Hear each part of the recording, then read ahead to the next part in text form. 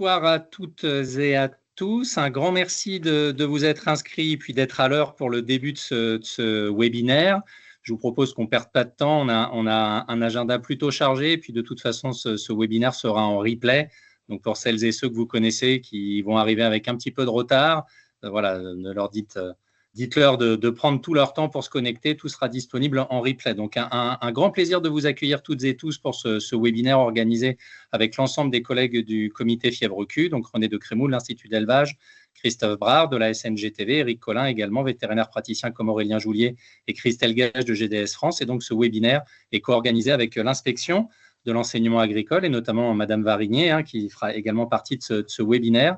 Alors, ce webinaire, en fait, comme vous le voyez, c'est le webinaire numéro 5, puisque au sein de notre comité Fièvre Q, qui a été créé maintenant il y a plus de 5 ans, on a déjà organisé 4 webinaires. Un premier qui a été dédié plutôt vers le monde vétérinaire et les conseillers sanitaires sur la fièvre Q, on va dire, chez les bovins. On avait également eu un deuxième webinaire plutôt sur l'impact technico-économique, toujours à destination des techniciens, conseillers et vétérinaires. Un troisième webinaire qui nous a permis d'aborder là avec un public plus large l'impact en santé humaine, avec des collègues médecins qui nous avaient parlé de cas humains et notamment du risque lié à la grossesse. Et puis un dernier webinaire qui a eu lieu en septembre, dédié aux petits ruminants, notamment piloté par notre collègue René de Crémou. Et donc, il nous a paru nécessaire, après avoir, on va dire, ciblé plutôt comme public les vétérinaires, les conseillers, de cibler les futurs éleveurs, en tout cas les futures personnes qui travailleront dans ce réseau de l'agriculture, de l'élevage, notamment au contact des ruminants. Et donc, c'est pour cela qu'on a pris la tâche maintenant, il y a plus d'1 an, de Madame Varigné à l'inspection de l'enseignement agricole pour savoir s'il y aurait un intérêt justement d'organiser un webinaire dédié pour les lycées agricoles. On sait que c'est des thématiques, notamment les zoonoses, mais par exemple la fièvre Q que vous devez aborder aussi. Et donc, en fait, on s'est vu plusieurs fois pour élaborer le programme qui est sous vos yeux ici. Donc, en fait, on va essayer de tenir le timing en espérant ne pas le dépasser. Et donc, c'est moi qui vais avoir l'honneur de commencer pour essayer de faire une synthèse en une vingtaine de minutes des connaissances actuelles sur l'impact de la fièvre Q chez les ruminants, que ce soit au niveau clinique, technico-économique, et puis d'embrasser aussi quelques notions de diagnostic et de maîtrise. Et puis ensuite, on a trouvé extrêmement intéressant de partager le point de vue, les attitudes, les tâches, les actions au quotidien qui sont faites dans 2 lycées qui sont vos collègues, donc le lycée de Sainte-Afrique, qui va pouvoir nous partager finalement l'impact qu'a eu un épisode de fièvre Q au sein de son établissement. Et donc, pour ce faire, on aura Sané, Luc, Alain Hardy et Christine Buisson qui échangeront avec nous sur cet épisode. On participeront également des collègues du lycée de Mel dans les Deux-Sèvres, donc Émilie Bonneau-Wimer et Guillaume Pelletier, qui eux nous expliqueront comment au quotidien, régulièrement, chaque année, ils insèrent ou ils se servent finalement de la fièvre Q dans leurs enseignements pour permettre on va dire, d'atteindre les objectifs de votre référentiel de compétences. Et puis Monique Varigné, donc inspectrice de l'enseignement agricole, se propose de terminer ce webinaire sur l'abord de la santé globale en général dans les établissements d'enseignement agricole, puisque autant que j'ai compris, votre référentiel là-dessus a bougé ces derniers temps, et pourquoi pas d'utiliser la fièvre Q comme un bon modèle d'application.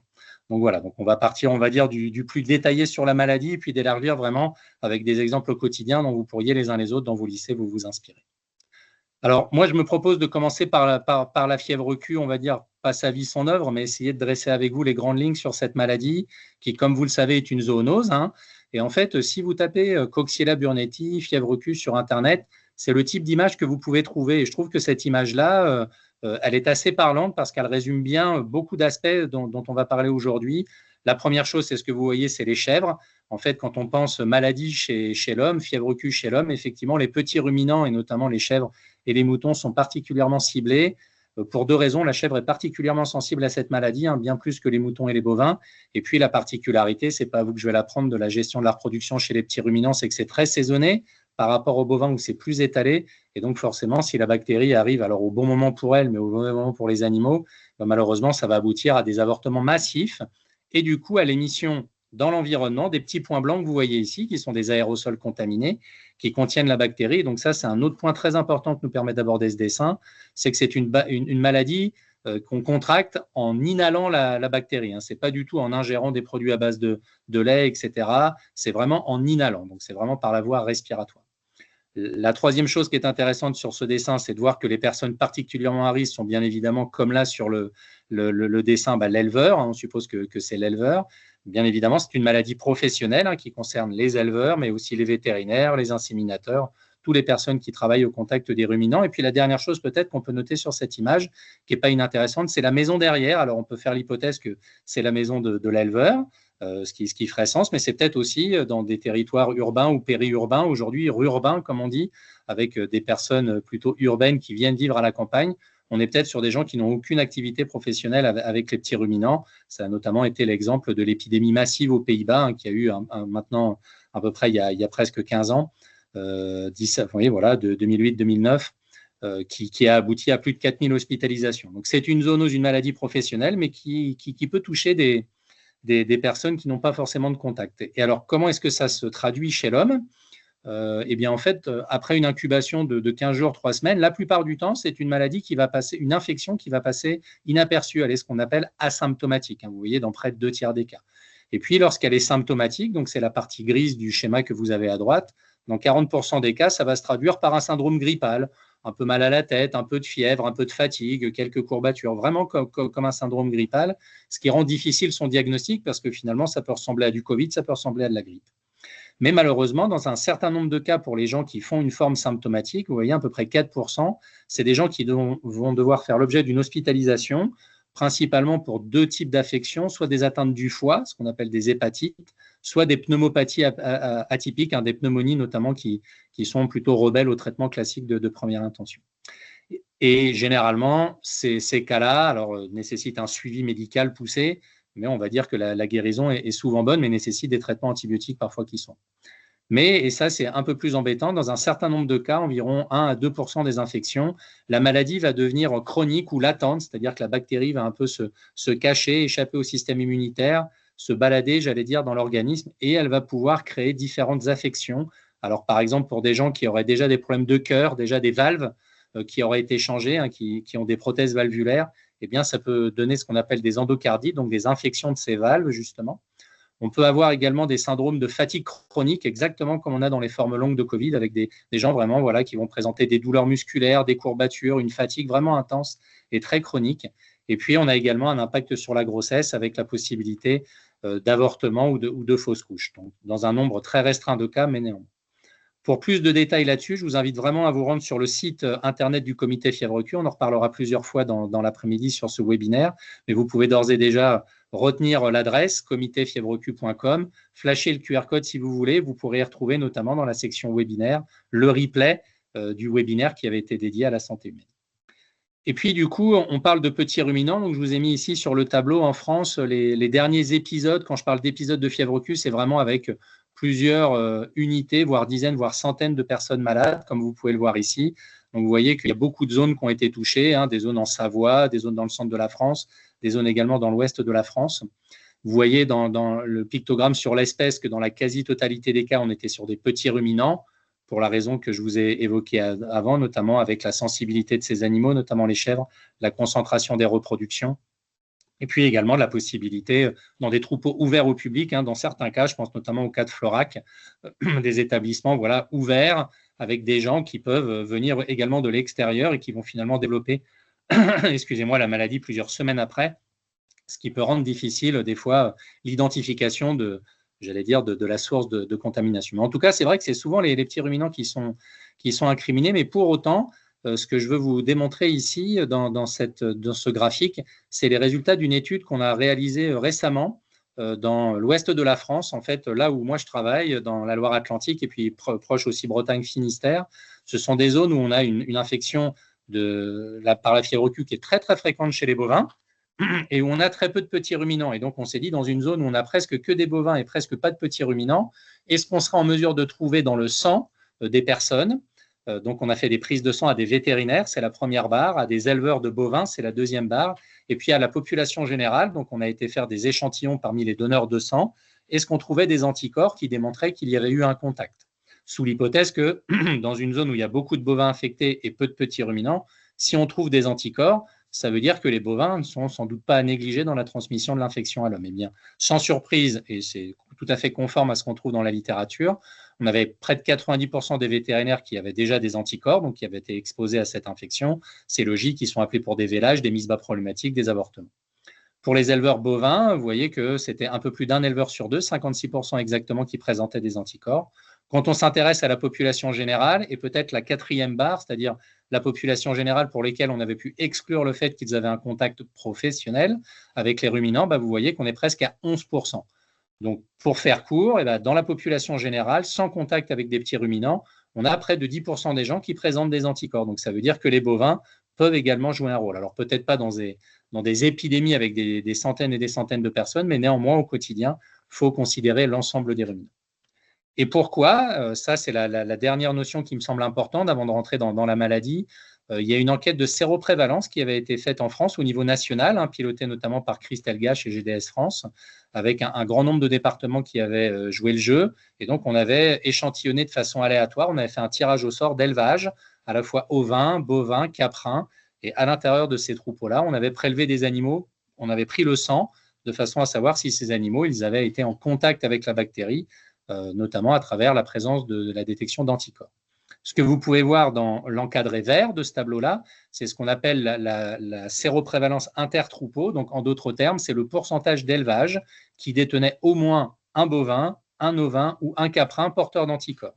Et donc, ce que vous pouvez voir, c'est qu'on a vu au niveau national en 2017 que globalement, un troupeau bovin sur 3, 36%, détenait des individus porteurs d'anticorps. On est à peu près sur 1 sur 2 en chèvre, de l'ordre de 55%, et puis près de 2 troupeaux de chèvres sur 3, vous voyez, avec 61%. Donc, on va dire que de façon un peu pas caricaturale, mais grossière, on pourrait considérer qu'on a un élevage sur 3 en bovin, un élevage sur 2 en mouton, 2 élevages sur 3 en chèvre, en sachant que le 36% en bovin était le fait de 65% en troupeaux laitiers, plutôt de l'ordre de 15-20% en troupeaux allaitants.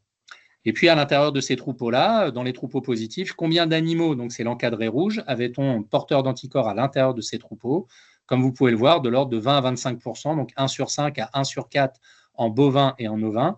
Et par rapport à ce que je vous disais aussi, la grande sensibilité des chèvres, en chèvre, dans les troupeaux qui sont infectés, on a plus facilement de l'ordre de 4 à 5 animaux sur 10, donc presque 1 sur 2, porteurs d'anticorps. Donc ça veut dire qu'au global, c'est une maladie qui est présente sur l'ensemble du territoire. Quand on regarde la littérature, les fréquences sont à peu près similaires dans tous les pays. Donc, c'est vraiment une maladie qu'on appelle endémique, enzootique, qui est là, présente depuis très longtemps dans beaucoup d'élevages, avec une prévalence encore plus marquée chez les chiens. Alors, une fois qu'on a dit ça, on se dit finalement, si c'est présent partout et qu'on ne la diagnostique pas toujours, peut-être que c'est sous-diagnostiqué. Alors, une façon de ne pas la sous-diagnostiquer, c'est bien évidemment déjà de la suspecter cliniquement. Alors, le signe vraiment cardinal auquel il faut penser, c'est l'avortement. Donc, ce que vous avez ici, c'est les résultats d'une enquête expérimentale qui a été faite il y a plusieurs années. Vous voyez, 27 chèvres qui avaient été non infectées, 12 chèvres qui avaient été infectées alors qu'elles n'avaient pas été vaccinées, et puis des chèvres, dernière colonne, qui avaient été vaccinées puis infectées. Donc, de ce tableau-là, on retire deux informations. D'une part, que les avortements, c'est vraiment le signe majeur lorsqu'on infecte des caprins. La colonne du milieu vous le démontre. On avait 75% des chèvres inoculées qui avaient avorté, tandis que parmi les vaccinés, il y en avait moins. Donc, deuxième information, le vaccin protège bien des avortements chez les caprins. On avait également une forte réduction de la production laitière sur les chèvres détectées excrétrices. Donc, on a des avortements vraiment massifs et c'est consistant. Et d'ailleurs, quand on regarde les données du dispositif OSCAR, donc je ne sais pas si c'est un dispositif qui vous est familier, mais OSCAR, c'est pour l'Observatoire du suivi et des causes d'avortement des ruminants. Donc, c'est un dispositif de standard de diagnostic d'avortement qui est présent sur l'ensemble de la France, dans aujourd'hui presque une trentaine de départements. Et chaque année, on a un rapport qui nous donne le classement, j'allais dire le podium, en d'autres termes, des agents pathogènes impliqués dans les avortements infectieux répétés chez les ruminants. Et comme vous le voyez, la fièvre Q est toujours sur le podium. Deuxième position chez les bovins, deuxième position chez les moutons, premier chez la chèvre. Ça, c'est les résultats du rapport 2024. Vous voyez, avec de l'ordre de 13% des avortements en bovins, 16% en ovins et près de 23% en caprins. Donc, lors d'avortement ou de mise-main prématurée, il faut bien évidemment penser à la Coxiella. Donc, il faut penser aux avortements. Le risque est multiplié par 2,5. On a également des données qui démontrent qu'on a un risque augmenté de métrite et d'endométrite, donc d'infection de l'utérus en postpartum, notamment de métrite rebelle au traitement classique. On a un risque également augmenté de non-délivrance. Donc, on a une différence vraiment marquée entre des vaches porteuses ou non d'anticorps, qu'elles aient d'ailleurs avorté ou une dystocie ou pas. On a également des données qui laissent penser que la fièvre Q pourrait avoir une importance dans ce qu'on appelle le syndrome du veau mou ou des veaux chétifs. Pareil pour les agneaux d'ailleurs et les chevreaux, donc des animaux qui naîtraient extrêmement mous et puis qui finiraient par mourir dans les 24-48 heures. Et puis la fertilité avec une diminution du taux de réussite à l'insémination artificielle, on le verra par la suite, ou du repeat breeding. Donc un impact finalement bien au-delà des avortements et principalement sur la sphère de reproduction.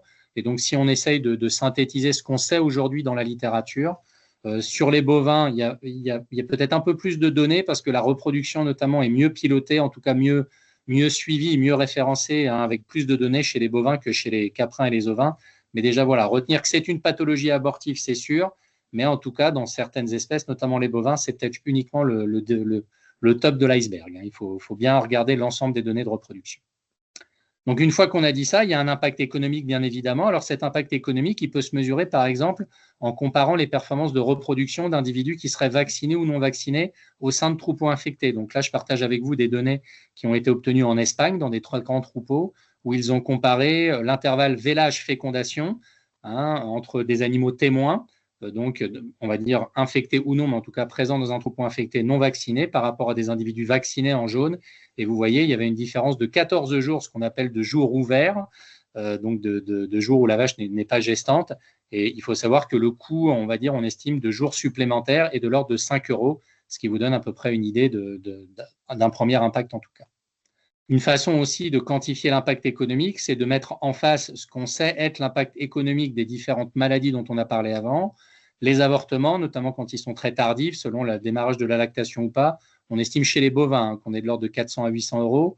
Pour les endométrites, ça va dépendre des cas. Si c'est une métrite vraiment juste après le vélage, très grave avec une vache couchée, on peut monter à presque 500 € par cas.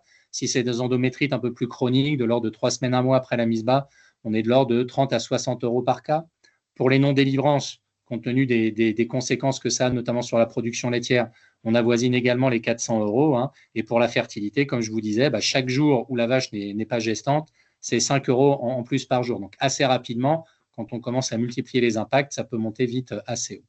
Et pour ce qui est des petits ruminants, je reprends le tableau de tout à l'heure, et notamment pour les caprins, il est évident que si on a une flambée d'avortement, c'est très néfaste. En plus, on perd des capacités de renouvellement. Et puis, on a également un impact de l'ordre de 20% à peu près de réduction laitière, après ajustement de différents critères entre des chèvres non excrétrices et des chèvres qui excrètent beaucoup. Donc, en fait, même en l'absence de signes cliniques, le fait d'être infecté et fortement excréteur peut impacter la production des animaux.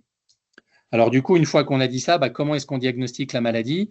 Eh bien, pour diagnostiquer la maladie, là, je vous invite tous bien évidemment à contacter votre vétérinaire lors de vagues d'avortement. Il saura vous conseiller, vous accompagner. L'idée, c'est de combiner les analyses qui sont disponibles. Donc, en fait, de combiner à la fois la recherche directe de l'agent par PCR sur les produits d'avortement, du placenta, de l'écouvillon, le fœtus, et des méthodes dites ELISA, donc qui permettent notamment dans le sang, également dans le lait, mais là, c'est dans le sang, de détecter les anticorps. Et donc là, on vous conseille plutôt de prélever que des femelles qui ont eu des troubles de la reproduction. Hein. C'est plus facile pour nous ensuite d'interpréter les résultats. Et puis peut-être un message important aussi, vous êtes peut-être parfois sollicité ou vous entendez sur les réseaux ici ou là de l'intérêt de détecter la bactérie dans le lait de tank. Alors pour monitorer l'infection dans votre troupeau, savoir si ça circule sans doute. Par contre, pour ce qui est des avortements, c'est vraiment pas la bonne matrice, parce qu'au moment où les animaux avortent, ils n'excrètent pas dans le lait. Donc pour le diagnostic d'avortement, on oublie le lait de tank, on va vraiment chercher dans la brebis, dans la chèvre, dans la vache, où on prend du sang d'animaux à problème. Pour ce qui est des introductions, là, c'est un peu différent. On peut faire des tests effectivement à l'introduction, mais on ne sera jamais plus pertinent pour l'interpréter, ce test à l'introduction, qu'on dispose d'une donnée sur le statut de troupeau. Et donc, pour ce faire, on fera d'ailleurs peut-être des informations via nos newsletters dans les semaines à venir. On a aujourd'hui des dispositifs qui ont été faits dans le cadre de la plateforme ESA, d'épidémiosurveillance animale, pour déterminer le statut des troupeaux. Et donc là, généralement, on va combiner des analyses sur le lait de tank, justement, soit détecter les anticorps, soit détecter la bactérie. Mais en tout cas, c'est extrêmement important de sécuriser vos mouvements et d'essayer de disposer, notamment quand vous introduisez des animaux dans vos établissements, de connaître le statut du troupeau vendeur. Et puis, lorsqu'on a non pas des avortements, mais des problèmes de reproduction, et bien là, du coup, on fera, on va dire, une combinaison un peu entre les deux, c'est-à-dire essayer de détecter, donc c'est le troisième item, de détecter si la bactérie circule activement ou pas, à l'aide d'une PCR lait de tank, et puis de réaliser des analyses dans le sang, avec un recontrôle éventuellement. Donc du coup, c'est vraiment la combinaison d'analyses qui vous permet, donc comme je vous le disais, le protocole Statelcox, dont vous entendrez bientôt parler, produit du coup par la plateforme ESA et le groupe Fièvre-Q, permet de dresser des recommandations pour disposer d'un statut troupeau en ovin, en caprin et en bovin, que ce soit laitier ou allaitant. Alors, si on finit par la maîtrise, elle est intra- et inter-troupeau. Inter-troupeau pour éviter que l'infection ne se transmette d'un élevage à un autre et intra-troupeau pour limiter bien évidemment la diffusion. Et donc, ça se fait en combinant deux types de mesures.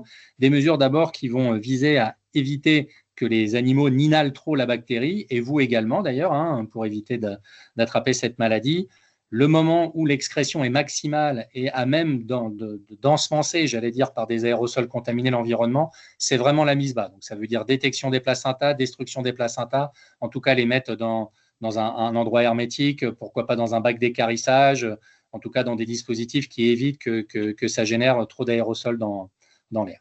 Pour ce qui est des autres voies, que ce soit la voie orale, par l'éthique ou par la voie vénérienne, la voie orale, il faut retenir que ce n'est vraiment pas la voie qui va faire que les animaux vont se contaminer. Le veau se contaminera bien plus en fait en tétant un trayon sale avec des coccielles qu'il va inhaler de l'environnement ou tout simplement en respirant le placenta. Donc c'est vraiment par inhalation. Les tiques effectivement peuvent héberger Coxiella, mais c'est plus une façon pour la bactérie de survivre dans l'environnement plutôt que de contaminer les animaux. Et puis la voie vénérienne, on n'a pas d'études aujourd'hui chez les ruminants. Donc je dirais que s'il faut retenir une chose, c'est vraiment l'inhalation et la détection, destruction des placentas qui est importante. Une autre chose qui est importante, c'est qu'on peut essayer d'évaluer quels sont les facteurs de risque ou les facteurs de protection. Donc, ce que vous voyez sur ce graphique-là, et puis ensuite on finira par la vaccination, c'est qu'est-ce qui va faire qu'un élevage peut être protégé de se contaminer au cours du temps ou au contraire avoir une augmentation du risque. Donc, ce qu'il faudrait voir, c'est la position des facteurs de risque que vous avez en bas par rapport à la ligne rouge, là, qui est la ligne du zéro. Ce qu'il faut retenir, c'est que si on est dans une zone où il y a beaucoup de précipitations, eh bien, en fait, le risque pour un troupeau indemne de se contaminer, il est plus faible, tout simplement parce que la pluie vient mettre au sol les bactéries responsables de cocciellose. Par contre, vous voyez des barres qui dépassent largement, et pour certaines très, très largement, la barre rouge, enfin la ligne rouge du zéro, et là, ce sont des facteurs de risque. Quels sont ces facteurs de risque? C'est le fait pour un troupeau de se retrouver dans une zone où il y a une forte densité animale, du vent, une zone très venteuse, et pas de barrière géographique, donc en gros des zones de plaine. Donc, autrement dit, si vous êtes dans une zone avec une forte densité animale, ce qui veut dire une forte probabilité d'être entouré de troupeaux positifs, on l'a vu auparavant, et qu'on est dans une zone venteuse sans barrière géographique pour empêcher la transmission de la bactérie, c'est presque inévitable, ou en tout cas très probable qu'au cours du temps, il y ait une probabilité non négligeable pour un troupeau indemne de s'infecter. Et du coup, cette introduction, elle peut être par le vent, mais également par l'introduction, puisque sur ce graphique-là, vous avez les résultats d'une enquête assez récente qui a été menée en chèvre, qui vous démontre le pourcentage d'exploitations séropositives en rouge par rapport aux exploitations en général, d'individus, donc d'exploitations qui détiennent des chèvres séropositives, selon le fait qu'elles introduisent ou non des animaux. Et vous voyez que plus il y a d'introduction, plus il y a de risques, et d'autant plus qu'on introduit des femelles gravides. C'est logique parce qu'au moment où elles sont gravides, elles mettent bas ou elles avortent, mais si elles mettent bas, elles peuvent excréter aussi beaucoup de bactéries dans l'environnement. Et puis, par contre, ce qui est intéressant, c'est de regarder la partie basse du graphique, où vous regardez l'influence du nettoyage, de la désinfection des zones de mise bas, de la collecte des avortons, etc. Et vous voyez que pour les élevages qui n'ont pas d'avortement ou qui ont des avortements mais qui exercent beaucoup de mesures de biosécurité, hein, c'est les deux schémas du milieu, et vous voyez que c'est ceux qui ont le moins d'exploitation séropositive. Les exploitations qui ont le plus d'animaux séropositifs sont ceux qui ont des avortements et pas de mesures de biosécurité. Donc, comment résumer ça? Ramassage et destruction des placentas, c'est vraiment crucial, aussi bien pour éviter la transmission dans l'élevage et entre l'élevage. Gérer les effluents, éviter la dissémination du fumier, notamment par temps pluvieux, parce que du coup, ça augmente la probabilité de transmettre à plusieurs kilomètres. Hein. Il y a des démonstrations de transmission à plus de 15-20 kilomètres. Et puis, la gestion des statuts sanitaires lors de regroupement, lors d'introduction, c'est très important. Si notamment vous avez des fusions de troupeaux, des agrandissements de cheptels qui sont prévus dans vos établissements, j'allais dire, c'est un peu comme un test marital, essayer de tester les deux troupeaux avant pour voir si on est dans une situation à risque ou pas. Nettoyage des infections des locaux, bien évidemment, gestion du transport, mais c'est vraiment focusé sur le fumier et le placenta. Et puis, du coup, je finirai par ça, les mesures de maîtrise médicale. Alors, vous avez un vaccin qui, en plus, présente l'avantage d'avoir une autorisation de mise sur le marché à la fois sur les ovins, les caprins et les bovins. C'est un des rares vaccins qui dispose d'AMM dans les 3 espèces. On a une très, très forte réduction du pourcentage d'avortements, ce que vous voyez sur le tableau ici, avec seulement 6% d'avortements contre 80% chez les non-vaccinés. Et puis, non seulement un effet sur les avortements, mais également sur l'excrétion, puisque ce que vous voyez à droite, c'est la comparaison de la durée et de l'intensité et du nombre de chèvres excrétrices au cours du temps, hein, dans les 3 premiers jours, puis jusqu'à 8 semaines après la mise bas, selon que les individus en bleu étaient non vaccinés ou en jaune vaccinés. voyez que les individus vaccinés excrètent quasiment pas, alors que les autres animaux, eux, vont excréter pendant plusieurs semaines des quantités de bactéries très importantes. Donc, au final, quand vous regardez l'ensemble de la littérature, et ici, je vous ai mis par espèce ce qui est démontré dans la littérature à ce jour, on a une efficacité démontrée de la vaccination pour réduire la survenue d'avortements, pour améliorer la fertilité également chez les vaches, pour réduire l'excrétion et la réduire à la fois rapidement et durablement. Et ça, c'est des démonstrations qu'on a dans les 3 espèces de ruminants. Et puis, on a également des données assez robustes sur l'innocuité de ce vaccin. La seule précaution, c'est vraiment de bien faire des sous-cutanés et pas des intramusculaires. En intramusculaire, vous pouvez facilement avoir des abcès, mais en tout cas, en sous-cutané, ça marche très bien. Et puis, dernière chose, c'est la durée de la vaccination. La durée de la vaccination, une façon de faire, c'est de faire des modèles mathématiques pour savoir l'influence de la durée de la vaccination sur la reprise des avortements. Ce que vous avez sur ce graphique ici, c'est en années, jusque 10 ans. C'est facile de simuler sur un ordinateur. Le nombre d'avortements pour un troupeau de 70 vaches. Et donc, ce que vous pouvez voir, c'est que quelqu'un qui ne ferait rien, c'est la ligne noire, il aura toujours chaque année entre 4 et 5 avortements dus à Coxiella. Quelqu'un qui vaccinerait ses vaches et ses génisses va assez rapidement décroître le nombre d'avortements. Par contre, si vous êtes un élevage orange qui arrête la vaccination au bout de 3 ans, assez rapidement, vous retrouverez le seuil initial de ceux qui ne vaccinent pas. Donc là encore, en résumé, vacciner au moins pendant une période de 5 à 6 ans de façon à avoir un troupeau correctement vacciné depuis son jeune âge. Et puis la dernière question qu'on nous pose parfois, c'est quid des antibiotiques? Donc là, je pense que le schéma parle de lui-même. C'est des études qui ont été faites notamment en moutons, mais on a exactement la même chose en chèvres et en bovins. Ici, vous comparez en noir des animaux traités, notamment avec des tétracyclines, ou en pointillés qui n'ont pas d'antibiotiques, sur la présence de bactéries dans l'excrétion vaginale, dans l'excrétion dans le lait, l'excrétion dans les matières fécales, aucune différence.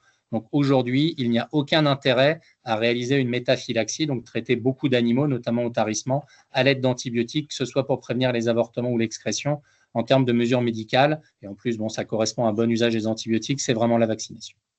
Donc au final, et je finirai par ça, la première chose, c'est déjà de suspecter Coxiella. Donc l'avortement, il ne faut pas passer à côté, c'est vraiment un signe cardinal, mais pensez-y aussi en cas de troubles de reproduction, d'associer des mesures non médicales et médicales. Médicales, c'est la vaccination. Vous pouvez commencer d'ailleurs ça dès le plus jeune âge, de façon à faire le rappel annuel autour de la mise à la reproduction.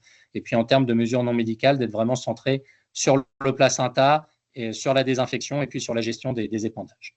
Et puis du coup, j'ai bien conscience, ça fait peut-être beaucoup d'informations en peu de temps, mais en tout cas pour vous inciter à visiter encore une fois notre site internet comitéfièvreq.com. On a rédigé des fiches à destination des vétérinaires, mais également des éleveurs sur comment suspecter la maladie, comment la diagnostiquer, comment la maîtriser, avec une fiche également spécifique pour les élevages ouverts au public. Donc je vous invite vraiment à visiter ce site autant que de besoin et ne pas hésiter à nous contacter. Il y a une adresse pour qu'on puisse répondre à vos questions. Donc, je vous remercie de votre attention. Je pense qu'on a le temps pour quelques questions et puis ensuite, on pourra passer à la deuxième intervention de nos collègues du lycée de Saint-Afrique.